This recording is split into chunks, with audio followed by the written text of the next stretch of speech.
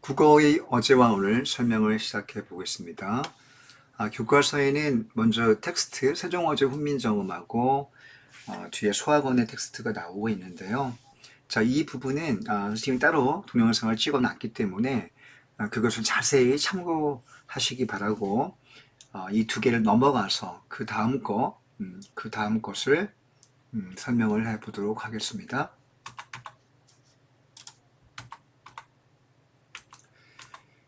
자, 다음 페이지로 계속 넘어가서 설명합니다. 다음 페이지 넘어갈게요.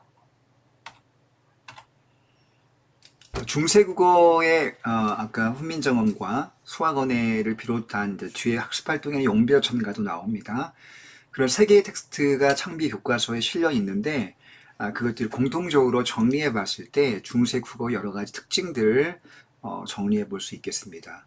자, 먼저 음운과 표기와 관련해서 어떤 특징이 있는지를 일단 정리해 볼까요? 자, 우선 일단 음운에서 자음과 모음이 있을 텐데 이 자음 모음 중에서 현대국어와는 어떤 특징이 차이가 있는지 그것을 정리하면 되겠습니다. 현대국어의 자모음과 어떤 차이가 있을까?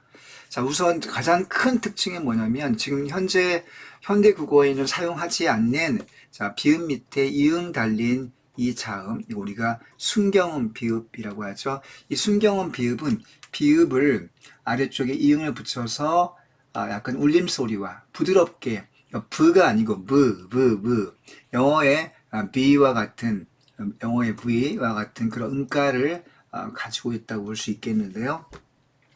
자, 이것을 순경음 비읍이라고 합니다. 이 순경음 비읍은 세종대왕이 창제하신 28자, 자모음 28자에는 포함되지 않는 것입니다. 자, 그리고 또 현대국어에 쓰이지 않는 자음이 대표적으로 반치음이 있습니다. 자, 반치음은 시옷 계통의 자음인데 시옷을 우리가 치음, 이빨 치자에서 치음이라고 하고 앞에 반은 절반 반자가 되겠는데요. 그러니까 치음이 우리가 시옷의 음가가 S에 가깝다고 한다면 반치음의 음가는 즈 영어의 Z 발음 Z에 가깝게 되겠습니다. 자, 쓰지 않는 자음들 두 개가 있었다. 순경음 비읍과 반치음을 예로 들었습니다. 자, 그 다음, 이때 이제 순경음 비읍의 예로, 훈민정음에서 수비니겨, 난로 수매에서 수비에서 사용되면 우리가 흔적을 찾아볼 수 있죠. 자, 그 다음에, 반치음은 마살 같은 단어에서 찾아볼 수 있습니다. 자, 훈민정음, 그리고 여기, 수학원에, 그리고 또 학습활동에 있는 용비어천가에는 반치음은 나타나고 있지 않은데요.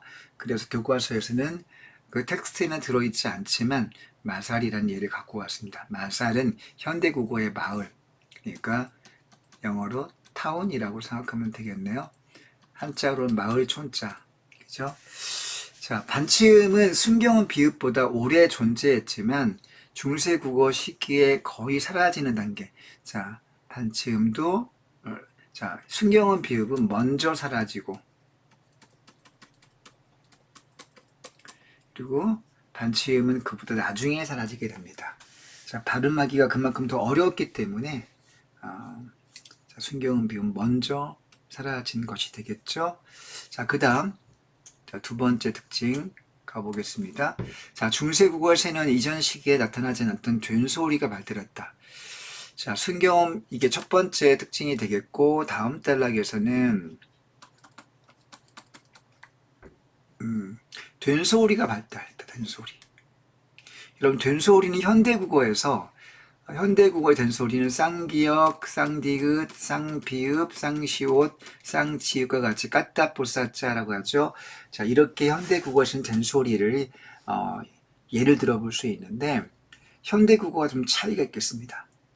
자, 중세국어 때에는 쌍디귿이나 쌍기역이라는 자음이 사용되긴 했지만 이렇게 표시된 게 아니에요. 우리가 쌍디귿, 쌍기역은 중세국어 시기에 각자병서라고 했습니다. 각자병서.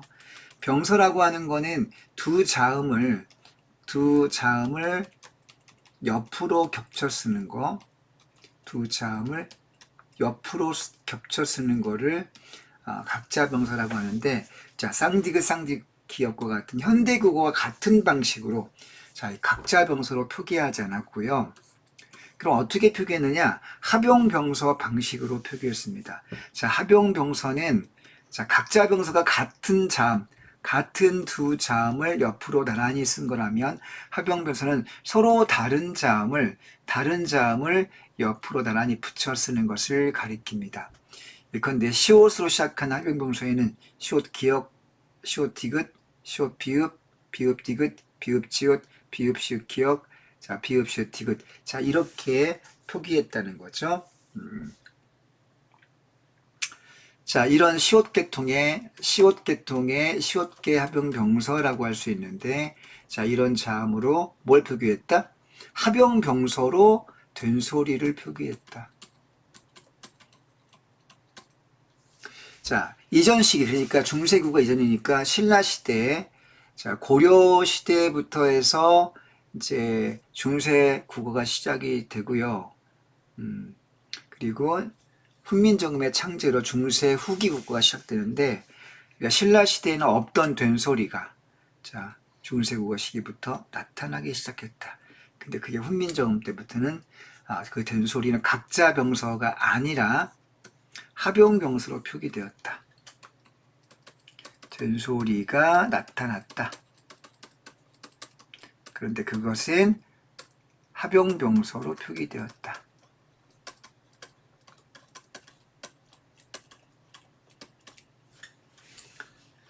자, 그 다음 단락 가보겠습니다. 자, 세 번째 특징이 되겠네. 의문의 특징으로.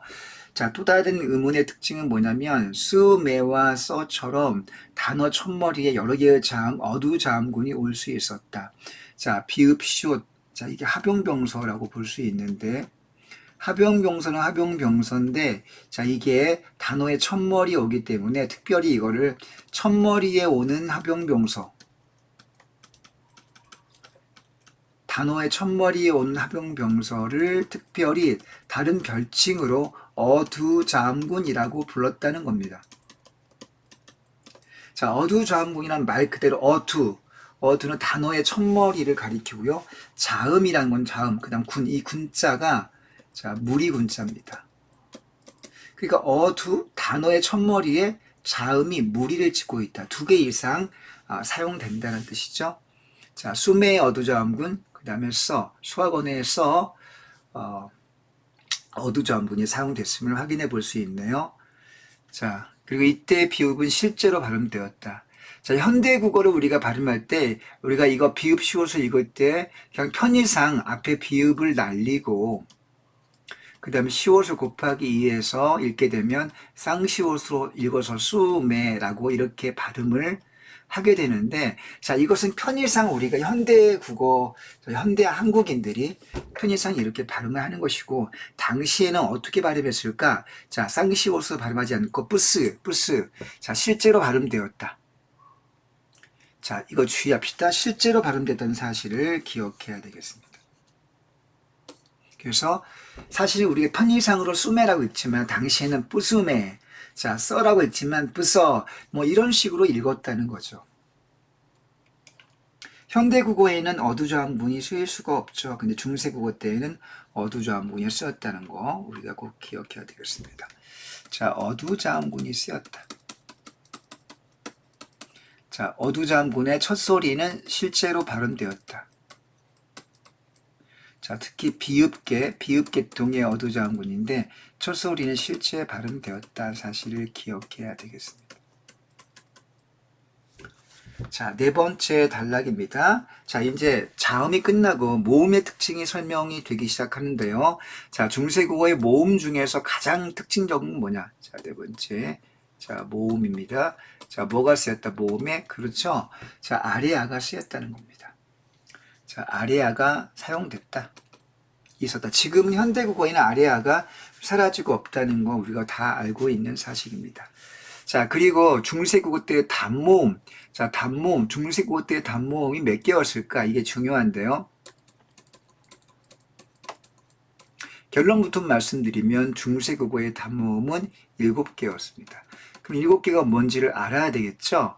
자, 여러분 이걸 우리가 현대국어와 비교해서 한번 생각을 해 봐야 되겠습니다. 자, 여러분 여기 밑에 짧게 필기가 되어 있습니다. 현대국어는 단모음이 10개입니다. 10개. 현대국어는 열모음 체계가 되는데 우리가 모음 체계표, 단모음 체계표를 암기할 때 그렇게 암기했죠. 자, 근, 붕, 키위 제외, 그죠?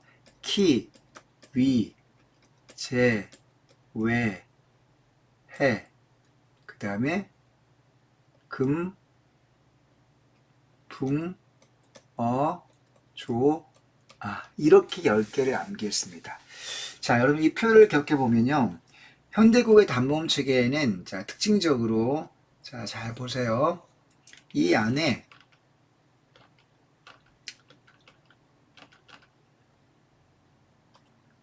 그러면 단모음을 하면 이게 현대국어의 단모음 체계입니다. 현대국어의 단모음 10개라고 했죠. 자, 근데 여기에서 봅시다. 이는 확실히 단모음이죠. 그리고 의도 확실히 단모음이고 우, 오, 자, 이 6개는 확실히 단모음입니다. 선생님은 지금 이 지금 푸른색으로 표시한 7개는 확실히 단모음으로 보이죠.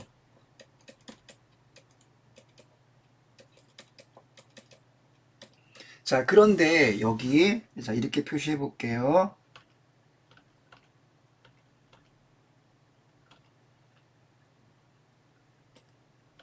자, 여기 아이고 왜 자꾸 이렇게 나옵니까?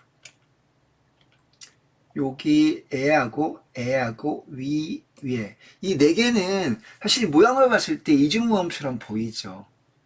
근데 현대국어에서는 자, 이중모음처럼 보이는 위, 왜, 이 4개의 자, 모음도 현대국어에서는 단모음으로 인정을 해주고 있습니다. 자, 발음할 때 위, 왜, 이렇게 짧게 발음하기 때문에 단모음으로 인정해 준다는 거죠.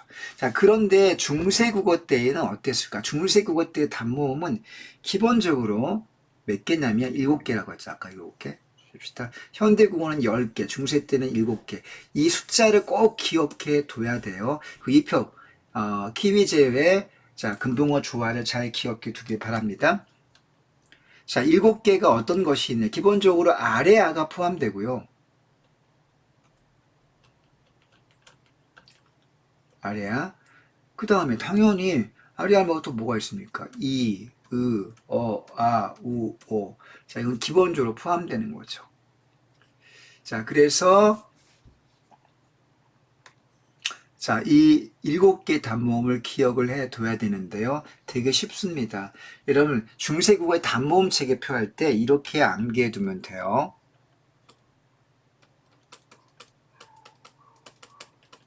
중세 단모음. 자, 세종대왕이 단모음을 처음 창안할 때 이렇게 천지인, 자, 하늘과 지, 땅과 인, 사람 이 세 개를 형상화해서 상형 문자를 만들었죠. 자, 아래아가 있고요. 그 다음에 의가 있고, 그 다음에 이가 있습니다. 천지인. 자, 이게 하늘 둥그니까 큰 점으로. 그 다음에 지는 평평하니까 의로 되겠죠. 사람은 서 있으니까 인이 되겠습니다. 아의. 자, 이게 3개가 되겠고요. 여기서 이 3개의 단모음을 조합해서 한번 써볼게요, 여러분들. 자, 먼저 자, 이 옆에 오른쪽에 점 찍으면 뭐가 됩니까? 아가 되겠죠. 그죠? 자, 이 옆에 왼쪽 점 찍으면 어가 되겠죠. 자, 2개 나왔습니다. 또, 자, 그 다음에 옆에, 자, 의에 위쪽에 접으면 뭐가 됩니까? 오가 되겠고요. 자, 밑에 아래쪽에 집으면 몇 개 됩니까? 우가 됩니다. 그러면 이렇게 한번 만들어 보니까 어떻게 됩니까? 자, 그 페니 색깔이. 자, 이게 오, 이게 우, 이게 이게 아가 되겠죠? 자, 이렇게 오, 우 4개가 됩니다. 자, 그래서 이렇게 여러분들 표를 그려보게 되면 어떻게 됩니까? 자, 이 표가 몇 개가 됩니까? 7개가 되겠네, 7개. 자, 그래서 중세국어의 단모음은 천지인을 바탕으로 이 천지인을 조합해서 아, 어, 오, 우. 자, 이렇게 총 7개가 되는 거죠. 자, 그럼 여러분들 7개가 10개 될 때 어떻게 됐습니까? 7개가 10개 될 때 일단 아레아가 사라졌기 때문에 아레아를 빼보겠습니다. 자, 7개에서 일단 아레아를 제거해 보면 자, 7개에서 빼기 아레아. 자, 한 개를 빼면 몇 개 됩니까? 6개가 되겠죠. 자, 6개에다 몇 개를 더해야지 몇 개 됩니까? 6개에다 4개를 더해야지. 4개를 더해야지 현대국어의 단모음 10개가 되겠습니다. 자, 4개가 어떤 게 더해지느냐? 그럼 여러분들 더해진 4개는 아빠 여기 이렇게 가볼게요. 아까 선생님이 표시한 이 4개, 이 4개의 단모음 체계표에서 그 다음에 왜, 이 4개를 더하면 됩니다. 뭐라고요? 금붕어, 자, 키위 제외의 금붕어 조항. 키위, 그 다음에 제, 왜, 해에서 이 4개가 기본적으로 추가되는 거죠. 자, 키위 제외의 4개를 추가하면 자, 현대국어의 단모음이 10개가 되겠습니다. 원래 7개에서 아리아 빠지니까 6개, 6개에다가 키위 제외에서 위, 제, 왜, 해. 자, 이를 빼고 위, 제, 왜, 해. 자, 이 4개를 더하면 10개가 되겠습니다. 자, 그러니까 이렇게 정리해 볼 수 있겠네요. 현대국어의 단모음, 자, 왜, 위, 왜, 이것들은 중세국어 때는 뭐 했다? 현대국어 단모음에 들어있는 이 4개, 자, 키, 위, 그 다음에 제, 왜, 해. 이 4개의 현대국어 단모음은 중세 때에는 뭐였다? 중세 때에는 이중모음이었어요. 자, 중세 때는 뭐였다? 이중모음이었다. 자, 이 부분이 교과서 여기 모음책에 음원에 달라진 점에서 가장 복잡한 대목입니다. 여러분 이 부분 시험에 진짜 출제가 많이 되기 때문에 정리를 확실하게 꼭 해 두셔야 되고요. 자, 이 체계를 이해해서 일단 이해한 다음에 암기를 하시기 바랍니다. 자, 7개에서 10개가 됐는데 아리아 빠지고 키위 제외해서 자, 위, 제, 왜, 해. 키, 위, 제, 왜, 해. 이 4개가 첨가돼서 10개 되었다. 그래서 현대국어의 단모음에 포함되는 이 4개의 현대국어의 단모음들은 중세국어 때에는 뭐에 속했다? 이중모음에 속했다. 자, 이렇게 된다는 사실을 이해해 두면 되겠습니다. 자, 다음 볼게요. 자, 한편 이 시기에는 모음 조화가 잘 지켜져, 비교적 잘 지켜졌다. 다른 사실이죠. 중세 때는 모음 조화가 잘 지켜졌습니다. 자, 모음조화는 다 알다시피 양성은 양성끼리, 음성은 음성끼리 어울리는 거죠. 양성 모음은 기본적으로 자, 아레아하고 아오가 있습니다. 아오와. 자, 다 알고 있는 사실이죠. 자, 음성 모음은 기본적으로 자, 아의 반대 어. 자, 그다음에 오의 반대 우. 우, 그다음에 아리아의 반대 자, 아리아의 반대는요. 자, 기본적으로 의가 되겠습니다. 어우. 자, 이 3개를 기억해 두고요. 자, 이런 규칙적인 어떤 그 모음의 결합 양상을 보여주고 있었습니다. 자, 모음 조화가 잘 된 예를 보면, 자, 훈민정음의 뜨들. 자, 형태소를 분석하면 뜨의 디귿 플러스 을이 온 건데, 목적격 조사 을이 왔다고 하는 거는 이게 모음 조화가 지켜진 거죠. 자, 이런, 왜냐하면 여기에는 양성 형태에는 R이 있습니다. R. 자, 몸 플러스, 자, 몸이 오면 R이라는 목적격 조사가 왔고요. 왜냐하면 몸에, 이 보면 O가 양성 모음입니다. 자, R이야 양성이 오겠죠? 자, 뜨들에, 여기,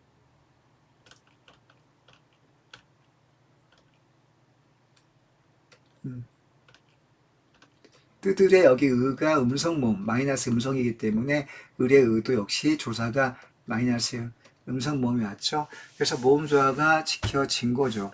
여듭자랄, 여기는 지금 양성 모음이 왔지 않습니까? 여듭자의 아가 체언의 모음이 양성 모음이기 때문에 랄의 아도 양성 모음이 와서 모음 조화가 지켜진 겁니다.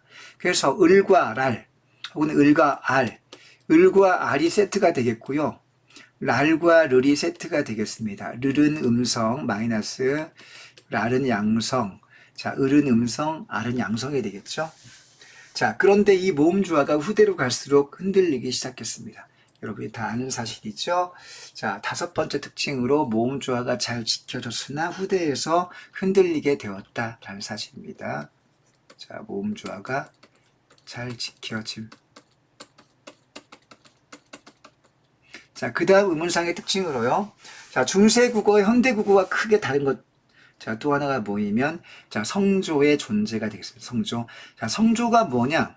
성조는 음절에서 드러나는 소리의 높낮이. 자, 높낮이, 높고 낮은 거. 자, 소리의 높낮이를 성조라고 했습니다. 자, 그런데 이 성조가 그냥 있는 게 재미로 한 게 아니라 단어의 뜻을 구분시키는, 단어의 뜻을 분화시켜서 변별하는 기능을 한대요. 그럼 단어의 뜻을 구분한다? 이걸 뭐의 기능으로 바꿔볼 수 있겠습니까? 아, 그럼 성조는 음운의 기능을 하고 있구나. 그럼 우리가 의문하면 보통 자음과 모음이 있지 않습니까? 자음과 모음이 달라지면 뜻이 달라지기 때문에 자음과 모음이 기본적인 의문인데, 자, 자음과 모음 말고도 뭐가 있다? 아, 성조라는 것도 의문의 기능을 했구나 하는 사실을 알아둬야 되겠고요. 현대국어에서는 성조는 의문의 기능, 현대국어는 성조가 사라졌기 때문에 자, 의문의 기능을 성조는 더 이상 하지 못하고 있습니다. 자, 그럼 성조를 어떻게 표시하느냐? 성조를 표시하는 방법은 글자의 왼쪽, 자, 오른쪽이 아니고 왼쪽입니다. 오른쪽 아니에요. 왼쪽에, 자, 점을 찍었습니다. 그걸 뭐라고 불렀어요? 방점이라고 했습니다.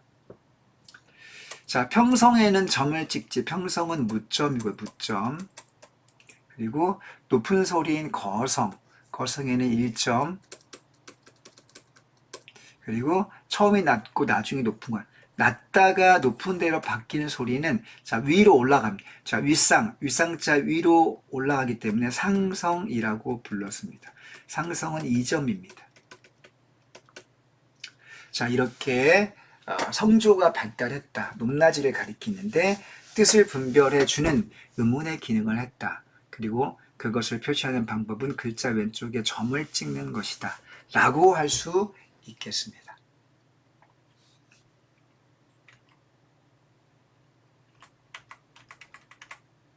자, 이렇게 해서 이제 의문의 표기의 특징을 정리해 봤는데요. 아직도 남았네요. 자, 다음 페이지 넘어가 볼게요. 자, 이제는 의문에 대한 설명이 끝나고 이제 표기에 대한 특징으로 내용이 바뀌게 됩니다. 자, 표기의 특징은 뭐가 있을까요? 표기라고 하는 건 글자를 쓰는 거 아닙니까? 자, 가장 큰 특징, 첫 번째 특징 1번, 띄어쓰기를 하지 않았다. 뭐 당연한 거죠. 자, 우리는 훈민정음을 배울 때 편의상 띄어쓰기를 한 것으로 공부를 할 수밖에 없는데 원문에는 띄어쓰기를 하지 않았습니다. 자, 그 다음 두 번째 특징으로 현대 국어라면 놈, 이처럼 의미를 살려서 끊어적기. 자, 놈 플러스 이에서 여기 보면 자, 체언 뒤에 체언이 자음으로 끝납니다. 미음우 자음으로 끝나고 뒤에 조사가 올 때 체언과 조사의 사이를 자, 끊어 의미를 살려서 끊어 적기 했습니다. 우리가 이것을 어법 표기 혹은 원형 표기라고 하기도 하죠. 자, 끊어서 적기 때문에 끊어적기라고 하고 다른 식으로는 원형 표기 혹은 어법 표기라고 합니다. 이 한자로는 끊어적기를 끊을 분자에서 분철 표기라고 합니다. 자, 그런데 여기에 보니까 표의주의란 말을 또 쓰고 있는데요. 그럼 이 용어도 꼭 기억해 둬야 됩니다. 자, 두 번째 표기상의 특징으로 자, 첫 번째는 띄어쓰기를 하지 않았다. 자, 두 번째 자, 끊어적기를 했다. 그럼 끊어적기는 원형 표기인데 다른 말로 표의주의적 표기라고 합니다. 그럼 표의주의는 자, 뜻을 구분해서 표기 나타내 주었다라는 뜻입니다. 자, 자, 그 얘가 자, 현대국어. 그러니까 현대국어는 끊어적기와 표의주의적 표기, 어법 표기를 하지 않습니까? 놈이. 자, 그런데 중세국어 때는 어떻게 표기했어요? 자, 이렇게 하지 않고 놈이라고 해서, 자, 미음을, 자, 받침에 있던 미음을 뒤로 넘겨서 적었습니다. 자, 뒤로 넘겨서 이어서 적었기 때문에 이어적기라고 하고요. 자, 이어적기는 발음대로, 자, 노미의 발음이 노미로 발음되기 때문에 발음을 따라서 적은 것이 되겠고, 자, 이거를 우리가 다른 말로는, 자, 소리 표기, 혹은 발음 표기. 자, 이어적기를 한자로 나타내면 연철 표기라고 할 수 있겠고요. 아까 분철 표기가 표의주의란 용어를 썼다면 이제는 표음주의란 용어를 쓰는 것을 여러분이 기억해 둬야 되겠습니다. 자, 중세국어 때에는 자, 두 번째 끊어적기가 아니라 자, 두 번째 첫 번째는 띄어쓰기를 하지 않고 두 번째는 이어적기를 했다. 자, 그러나 어느 정도 시간이 지난 후에는 몸이며 얼굴이며 머리털이며 저럼 이게 소학원의 텍스트 아닙니까? 소학원의 때 훈민정음 때에는 확실하게 이어적기가 많이 쓰이다가 주로 쓰이다가 소학원의 때에 오게 되면 자 이렇게 몸과 이매를 끊었습니다. 자 끊어적기를 하고 있지 않습니까? 그리고 얼굴이매 역시 마찬가지네요. 자 이렇게 표기 끊어적기 표기가 적지 않게 나타나고 있습니다.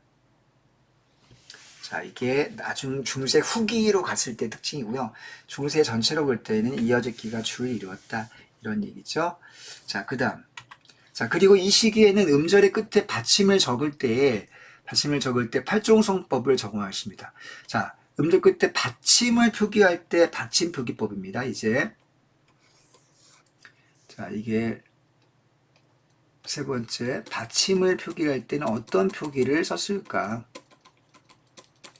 받침을 표기할 때는 팔종성법을 사용했다.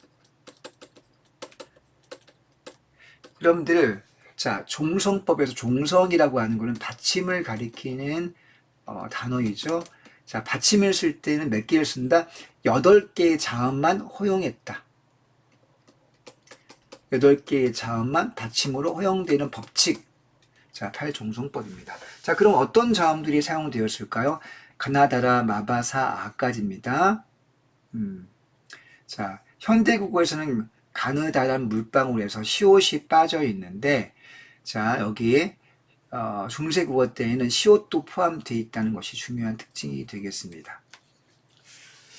자, 그러니 팔종성법의 이해가 여기 안 나와 있기 때문에, 자, 훈민정음에서 팔종성이 쓰인 근거가 어디가 있을까요? 보면, 자, 사마디라고 하는, 자, 단어가 중간에 나와죠. 자, 서로 삼마디 아니할세. 자, 이걸 현대국어로 우리말로 번역하면 서로 통하지, 이런 뜻이 서로 통하다. 서로 통하지란 뜻인데, 여기 받침에 시옷이 쓰였습니다. 시옷. 원래 원형은 시옷이 아니고요. 자, 원형은 뭡니까? 원형은 사마티의 치읓이 쓰일 자리인데요. 사마타 치읓. 자, 치읓 대신에 뭐가 쓰였습니까? 치읓 대신에 바로 시옷이 쓰였죠. 왜냐하면 팔종성에서는 자, 치읓이 인정되지 않습니다. 팔종성의 치읓은 사용할 수 없습니다. 인정되지 않기 때문에 그것에 가까운 시옷을 사용해 준 거죠. 바로 이 원형 치읓이 시옷으로 바뀌어 있는 자, 훈민정음의 샬마띠라는 단어가 팔종성에 사용된 근거가 되겠습니다. 자, 그럼 중세국어에서는 현대국어와 달리 음절 끝에 오는 시옷과 디귿을 구별했다. 자, 중세국어는 음절 끝에 시옷과 디귿을 구별합니다. 여러분 현대국어에서는 시옷과 디귿을 구별하지 않습니다. 물론 표기는 시옷과 디귿이 표기는 다르지만 여러분 현대국어에서 시옷의 음가는 뭐죠? 디귿으로 표기되죠. 시옷의 음가는 디귿이고 디귿의 음가는 당연히 디귿입니다. 그러니까 표기는 시옷과 디귿 표기는 다르지만 이거를 발음할 때에는 자, 시옷도 디귿이고 디귿도 디귿이기 때문에 자 여러분 이렇게 다르기 때문에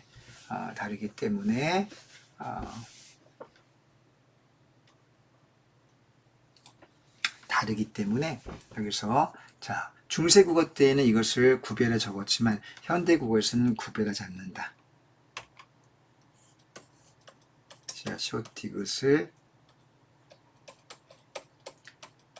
구별하여 발음하지 않는다.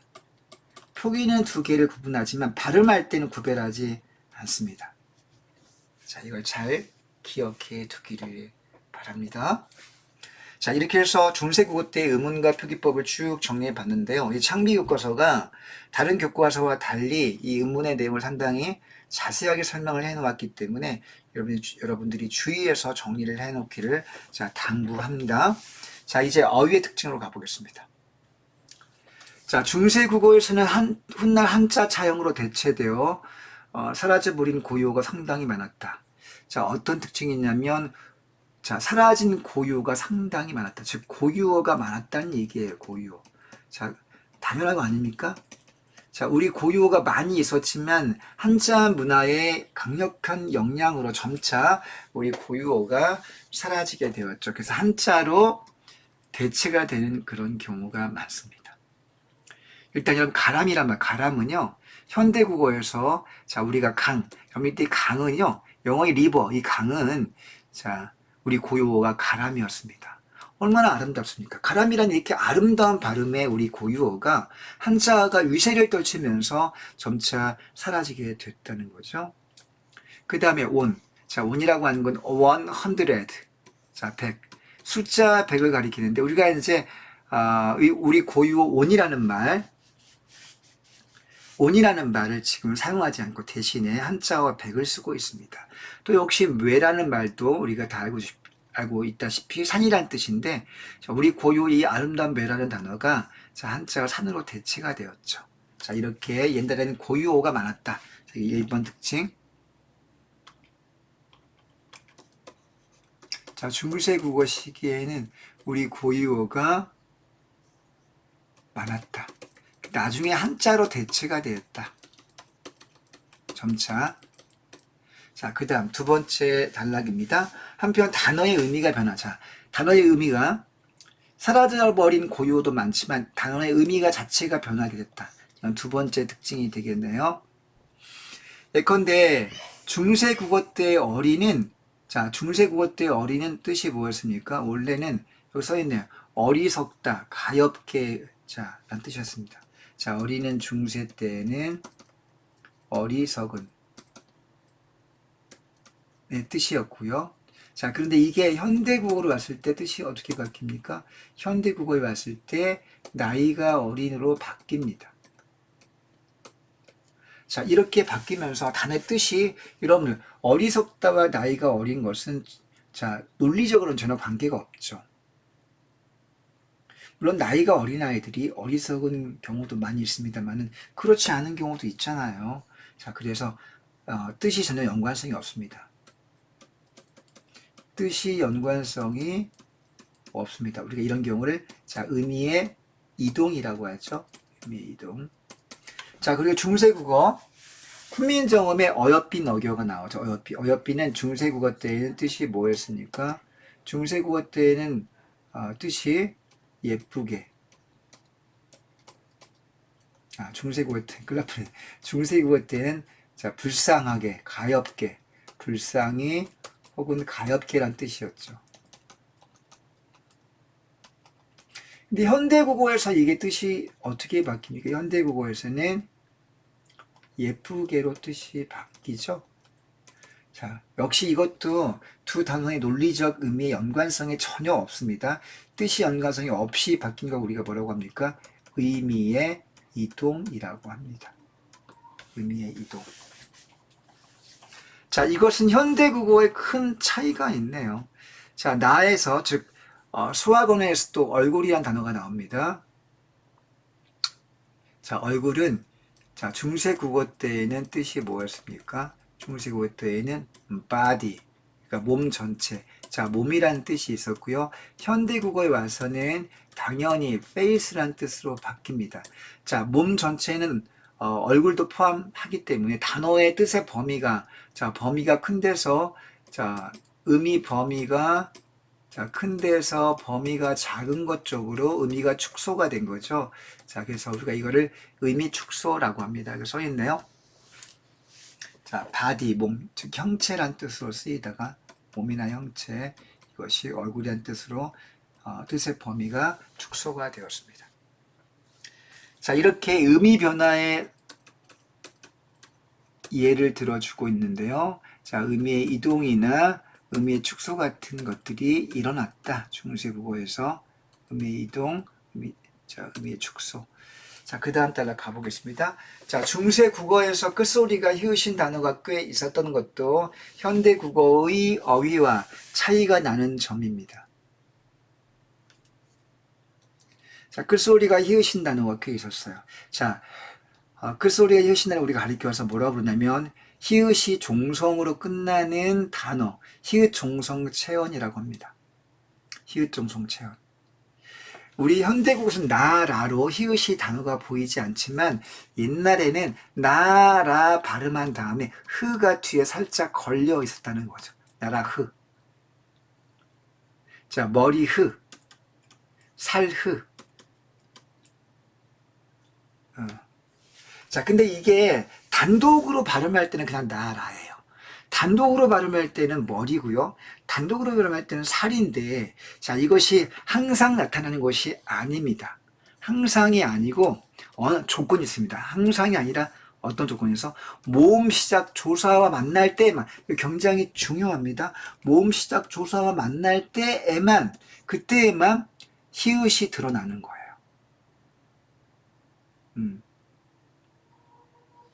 자, 예컨대 갑니다.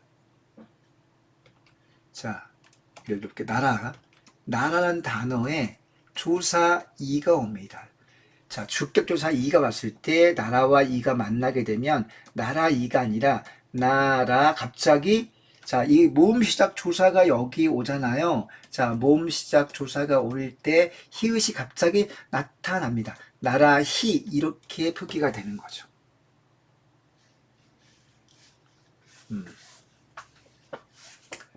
자, 그 다음에 살 같은 경우도, 자, 수학원에 살이란 단어가 나오면 살. 자, 여기에 아니라고 하는, 자, 주제 보조사가 나타납니다. 그럼 우리는 그냥 살 안으로 있겠지만, 갑자기 이게 만나게 되면, 여기 이것도 역시 모음 시작 조사가 되겠죠? 자, 그러면 살한이라고 발음이 되는 겁니다. 여기에서 갑자기 사용되지 않았던, 자, 히읗이 나타나게 됩니다. 자, 이렇게 모음 시작 조사가 나타날 때에만 히읗이 실현되었다라는 사실이죠. 자, 그리고 모음 시작 조사 말고 또 다른 조건이 있네요. 어떤 경우에도 히읗이 나타나고 있냐면 과와 도 같은 조사. 첫 번째 모음 시작 조사, 두 번째는 과와 도 같은 조사와 만날 때에도 자, 히읗이 나타나게 되는 겁니다. 자, 이때 간접적으로 모습을 드러낸다고 써있네요. 자, 그게 어떤 양상이냐면요. 이렇게 설명을 해볼게요. 자, 예컨대, 자, 살이라는 말에 과가 온다고 해보겠습니다. 자, 살과. 자, 그러면 현대국어는 살과라고 이렇게 표기가 되겠지만, 자, 여기, 자, 이런 과와 도 같은 조사가 나타나게 되면 어떻게 된다고요? 갑자기 히읗이 나타납니다. 그러면 살 플러스 히읗 플러스 그 다음에 과가 되겠죠? 그럼 이때 히읗과 기역이 만나면 어떻게 됩니까?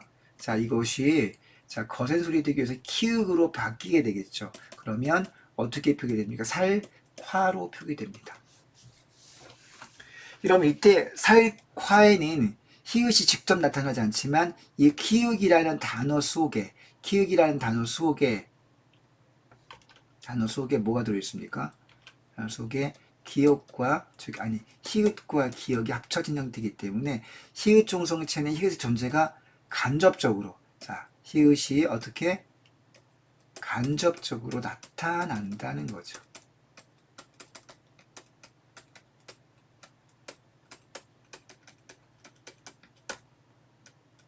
자, 히읗이 간접적으로 나타나고 있습니다.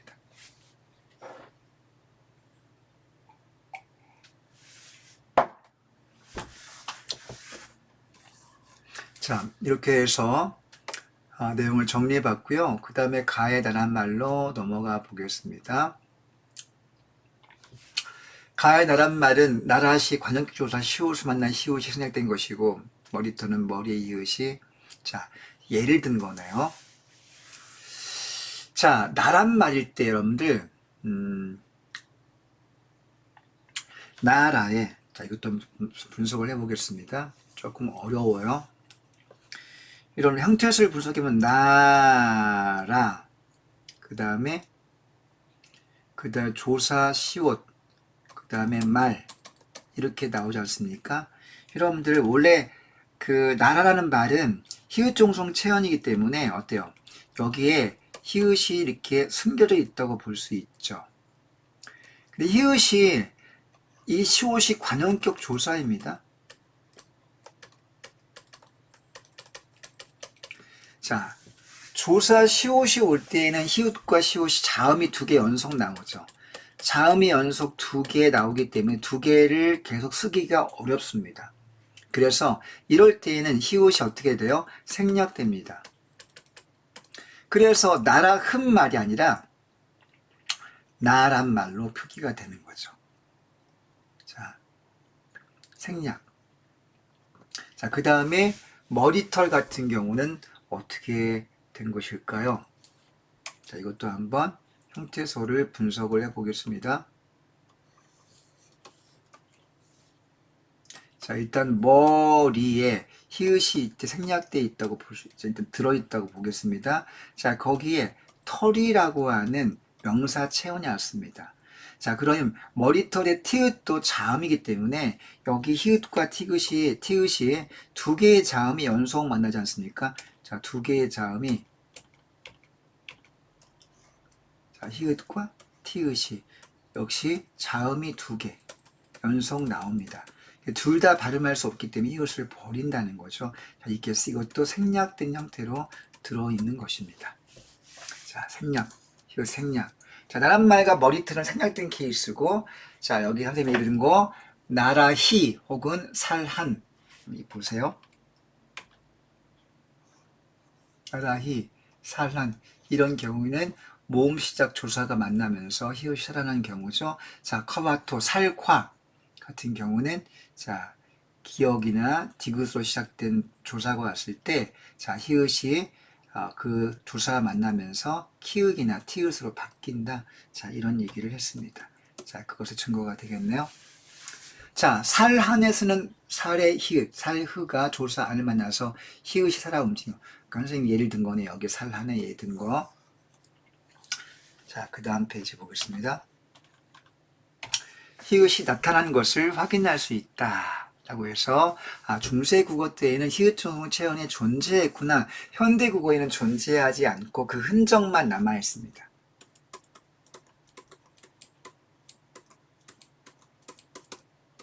현대 국어에서는 히읗 종성 체언 존재하지 않습니다. 다만 흔적만 남아 있어요. 자, 흔적만 남아있는 예를 들어보겠습니다. 여러분, 살과 고기가 만나면 원래는 살고기가 돼야 되는데 현대국어에서 살코기라고 합니다. 살코기. 여러분들, 살코기에 자, 이 살코기의 키읔은 어떻게 된 걸까요? 자, 살이란 단어가 히읗 종성 체언이고 고기와 만나서 키읔으로 바뀐 거란 사실을 추리해 볼 수 있죠. 자, 흔적만 남아있다. 자, 이제 문법적인 특징 정리로 넘어가 봅니다. 자, 현대국어와 다른 중세국어의 문법적 특징은 무엇이냐? 일단 조사에서 두드러진다. 자, 문법의 1번 조사가 달랐다. 자, 예컨대 중세국어에서는 주격 조사로 이만 사용되었다. 이만. 여러분 현대국어는 이 말고 뭐도 있죠? 가도 있습니다. 현대국은 이 가했다는 걸 좀 별표해 두세요. 어떤 친구들은 현대국의 주격 조사에 이가 말고 은는도 있다고 이렇게 생각하는데, 여러분 은는은 자, 주어에 많이 쓰이긴 하지만 주격 조사라는 명칭을 쓰지 않고 은는은 자, 주제 보조사로 많이 쓰인 이런 명칭을 기억해 둡시다. 은는은 뭐라고요? 주제 보조사이다. 이 가만 현대국어의 주격 조사이다. 자, 그런데 중세 국어 때에는 현대국어 이 가 두 개 중에서 이 한 개만 사용되었다는 사실입니다. 그런데 이 한 개만 사용되는 이것이 경우에 따라서는 자, 이응이 떨어진, 이응이 붙어 있지 않고 모음 이만 표시되어 있는 이런 형태가 사용되기도 했고요. 자, 두 번째는 아예 나타나지도 않기도 했습니다. 나타나지도 않았다. 자, 이건 여러분들 생략됩니다. 이가 생략되는 경우도 있었습니다. 그러면 자, 여기 그 예를 한번 볼까요? 훈민정음에 니르고조 홀빼이셔도 라는 그런 단어가 있습니다. 홀빼를 해석하면 이렇게 해석하죠. 이루고자 할 바가라고 현대국어로 정확히 해석을 할 수가 있겠는데요. 밑에 뒤에 난 홀빼, 자, 홀은 빼고, 자, 배만 형태에서 분석해 봅시다. 자, 이 배를 형태에서 분석하면요. 바 플러스, 자, 이응 떨어진 이가 되겠습니다. 이응 떨어진 이. 이때 이가 주격 조사인데요. 주격 조사인데 이응이 떨어져 있죠. 왜 그럴까요? 그 조건은 자, 앞에 체언, 이 바는 의존 명사가 되겠는데 의존 명사 바가 모음으로 끝납니다. 자, 모음으로 끝나기 때문에 자, 모음으로 끝나서 또 모음 이 주격 조사 이가 붙으면 조금 발음이 좀 어렵지 않습니까? 할 바이 늘어지는 느낌이 있기 때문에 자, 이럴 때에는 바 뒤에 이응을 띄고 배라고 표기한 거죠. 자, 이때 이는 주격 조사인데 이응 떨어진 이가 되겠습니다. 자, 모음 뒤에서 이응 떨어진 이. 자, 이응이 떨어진 이가 왔습니다. 자, 모음 뒤에서 이응 떨어진 이. 자, 그리고 공제, 증자, 다려, 닐러, 가라샤대. 자, 수학원에 보면 공제라는 말이 처음에 딱 시작이 되죠. 자, 그럼 공제의 제를 한번 역시 분석을 해보겠습니다. 자, 공자의 자 플러스, 자, 이가, 여러분들, 오타 났네요.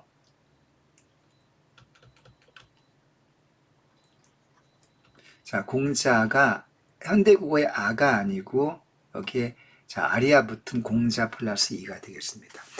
여기 그럼 공자가 모음으로 끝나지 않습니까? 모음으로 끝나기 때문에 주격에 이를 붙일 때 이응 떨어진 이. 자, 모음 끝에서는 이응 떨어진 이가 쓰이죠? 주격 이가 쓰인 거예요.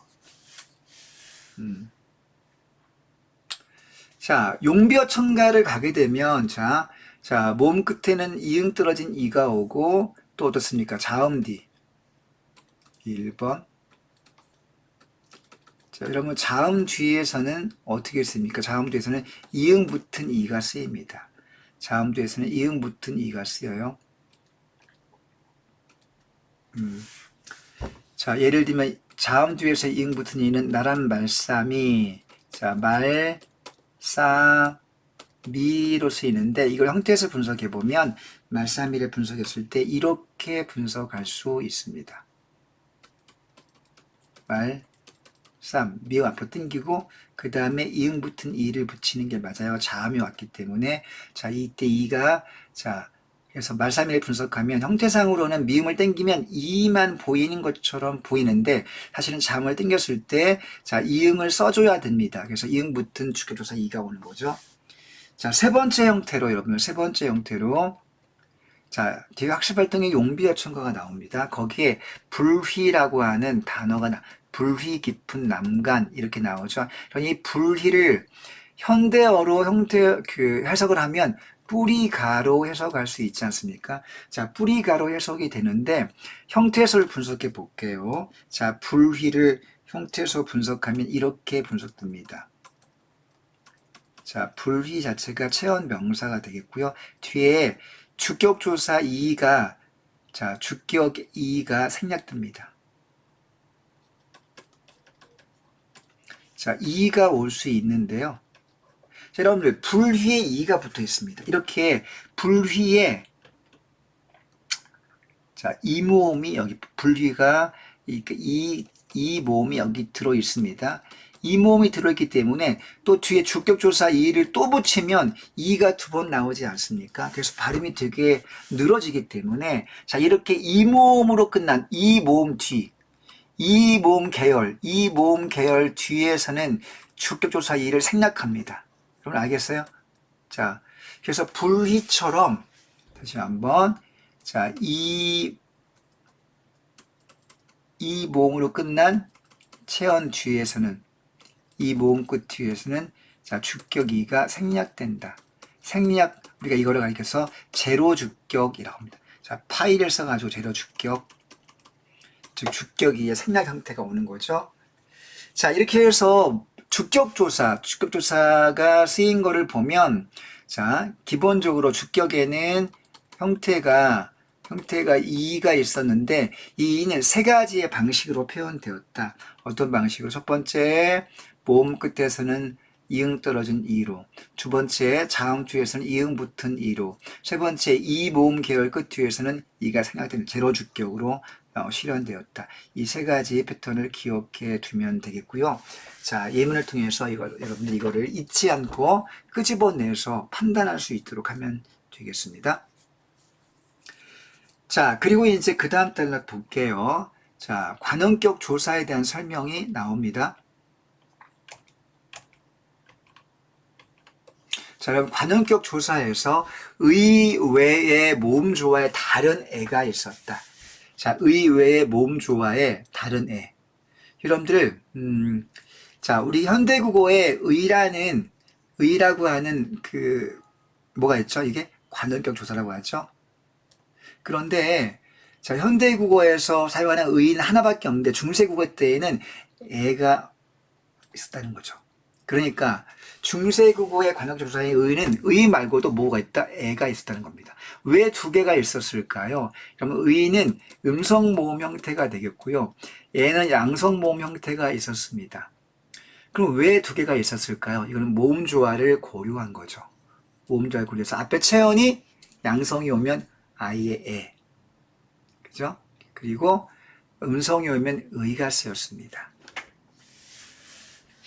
자, 그 다음에 또 하나. 자, 관원격 조사가 의도 있고, 그 다음에 애도 있고요. 그 다음에 시옷도 쓰였다는 사실.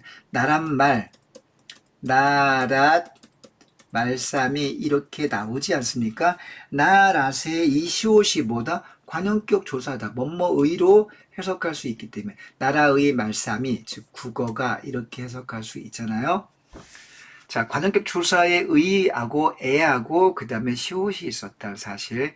자, 이런 것은 현대국어와 다른 점이 되겠습니다. 나란 말씀의 시옷은 현대국어의 의에 해당한다. 자, 그 다음 마지막 단락 내용이네요. 한편 현대국어에서 자, 먹음의 음과 같은 명사형 어미가 자, 현대국어에 나는 밥을 먹음. 자, 이때 음이 현대국어에서 뭐라고요? 명사형 어미가 되겠습니다. 자, 여기 동사의 어간이 되겠고 이때 음은 명사형 어미인데 명사의 성질을 갖게 만들어주는 어미가 되는 거죠. 자, 현대국어에는 자, 미음이나 음이나 기 같은 명사형 어미 형태가 있죠. 세 가지가 있습니다.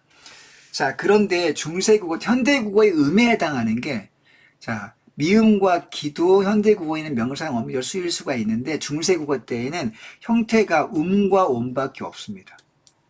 모음조와 의해서 음이 쓰인 거는, 자, 음성 형태가 되겠고요. 옴은 양성 형태가 되겠습니다. 오가 양성 모음이고, 음의 우가 음성 모음이 되기 때문에. 자, 중세국어 때는 음이 없어. 명사형 어미. 음이 없고, 뭐가 있다? 옴과 음만 있다. 자, 훈민정음에서 날로 수매 편안케 하고 저희 볼 때 수매, 자, 수매라는 단어가 나오지 않습니까? 여러분, 이 수매는 형태에서 분석을 해볼게요. 쓰다의 어간 스가 나오고요. 그 다음에 미음을 땡겨 보겠습니다. 그러면 뭐가 형태가 만들어집니까? 음이라고 만들어지겠죠? 자, 미음을 땡겨서 남는 자리엔 조사 예가 오겠습니다. 쓰음에. 일단 여러분들이 이것을 이해하고 이해가 안 되면 암기하세요. 쓰다의 쓰 플러스 음에. 자, 여기 쓰다는 동사의 어간이 될 것이고, 음은 명사형 어미가 되겠습니다. 그리고 얘는 부사격 조사가 되겠네요. 그런데 이때 쓰다의 어간과 어미 사이의 모음 조화가 지켜져야 되는 거죠. 그래서 쓰다의 의가 무슨 모음입니까? 자, 이게 음성 모음이잖아요. 그리고 자, 음성 모음이 체온이 음성 모음이 왔기 때문에 어미 역시 자, 어간이 마이너스가 왔기 때문에 어미도 마이너스 음성 모음이 와야 되겠네요. 자, 그럼 음과 중에 뭐가 와야 되겠습니까? 당연히 음이 와야 되겠습니다. 자, 스음에서 이렇게 모음의 의와 우가 겹치기 때문에 일단 을 하나 탈락시켜 주겠고요. 그러면 수가 되겠고, 자, 이렇게 우를 앞으로 당기고 미음을 뒤에 이어졌게 해주게 되면 수매가 되겠습니다. 자, 그 다음에 나의 소화건에, 자, 여기는 지금 모음 조화가, 수매에서는 자, 음이 쓰면서 모음 조화가 지켜집니다. 모조 오케이라고 쓸게요. 자, 그런데 나의 소화건에는 자, 호미. 자, 호미를 현대어로 바꾸면 함이가 되겠습니다. 그럼 형태에서 분석을 해볼까요? 형태에서 분석을 해보면 이렇게 분석할 수 있겠네요. 하다, 아리아의 하다, 어간, 하까지 쓰고요. 여기 명사형 옴이 오겠습니다. 그다음 조사, 그 다음에 이가 오겠네요. 자, 그러면 하오미 이렇게 형태를 볼 수 형태에서 분석을 할 수 있겠는데, 하다의 아는 여러분 다 알다시피 뭡니까? 음성모음, 마이너스 음성모음이고, 플러스 양성모음이네. 자, 아래아의 양성모음입니다. 그러면 어간이 양성모음이면 어미도 양성모음이 와야 되겠죠. 자, 옴의 오가 역시 플러스의 양성모음이 되겠습니다. 따라서 홈은 어간과 어미 사이에 모음 조화가 역시 지켜지는 사례라고 볼 수 있겠습니다. 자, 그 다음 비르소미오의 예를 볼게요. 자, 비르소미오에서는 자, 역시 이것도 형태소 분석을 해 보겠습니다. 자, 여러분들 시옷을 앞으로 당겨서 비르다. 자, 여러분 비르다 기본형을 먼저 여러분들이 이해가 안 되면 암기해 주세요. 현대국어의 비롯하다, 시작되다. 기원의 의미를 가진 비르다라는 동사가 존재했습니다. 비르다가 이제 기본형이고요. 어간은 비르까지 되겠죠. 자, 시옷을 당기면 그 다음 오가 남습니다. 자, 오를 써주고 역시 또 미음을 앞으로 당겨줄게요. 그럼 옴이 되겠습니다. 그 다음에 그럼 오가 남습니다. 자, 2 플러스 5.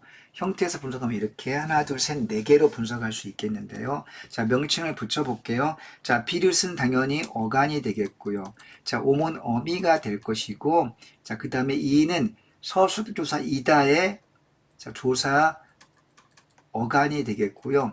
자, 이건 이제 마지막 종결 어미가 되겠습니다.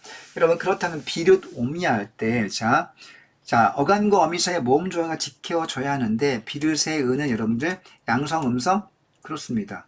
음성 모음이에요, 음성 모음. 자, 이게 음성 모음입니다. 마이너스.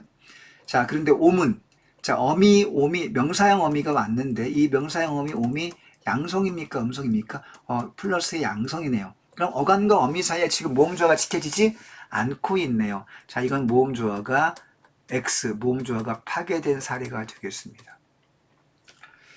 소학원에는 지금 어떤 경우에는 어간 어미 사이에 모음 조화가 지켜지고 있는데 어떤 경우는 지켜지고 있지 않아서 모음 조화 파괴가 이제 시작된 형태를 찾아볼 수 있습니다.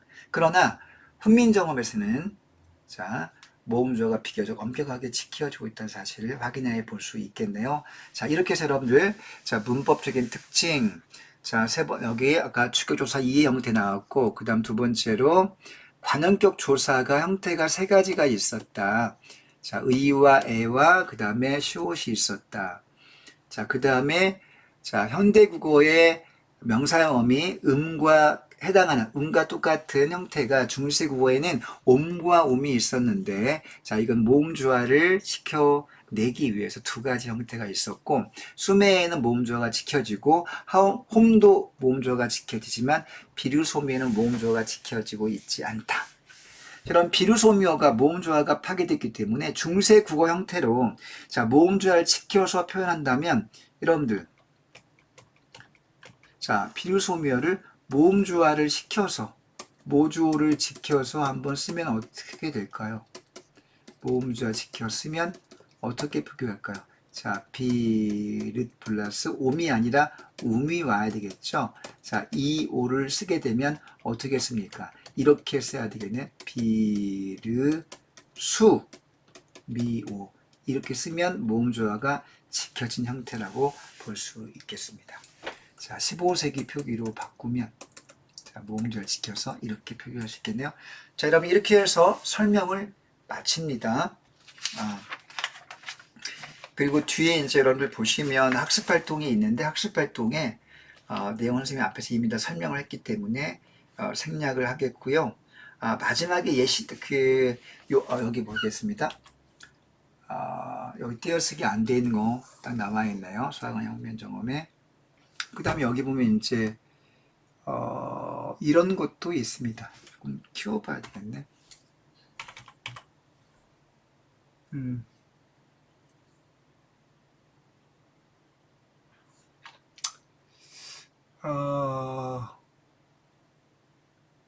넘어가도 되겠습니다. 넘길게요. 할 게 없네, 설명이. 자, 그 다음. 이것도 다 한 거고요.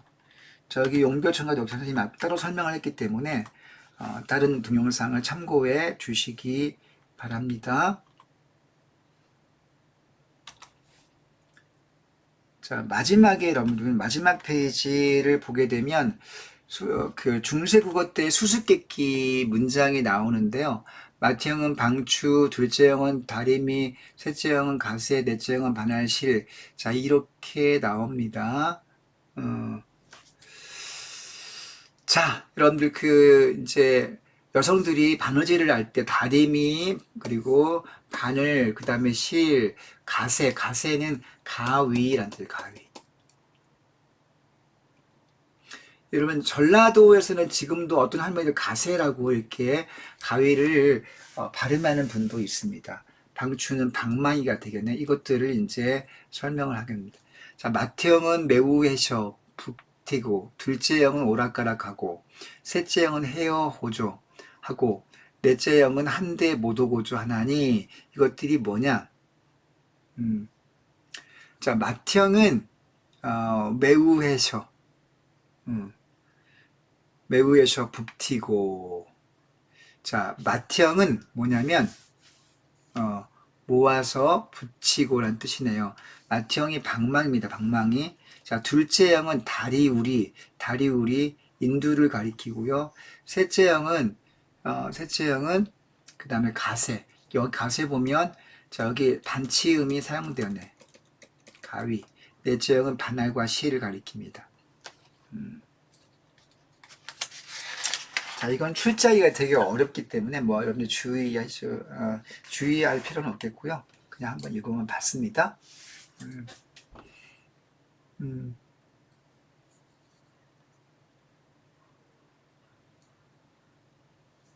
자, 이렇게 해서 설명을 마치겠습니다. 여러분 수고했고요. 잘 정리해서 시험 때 좋은 결과 얻기를 응원하겠습니다. 여러분 안녕.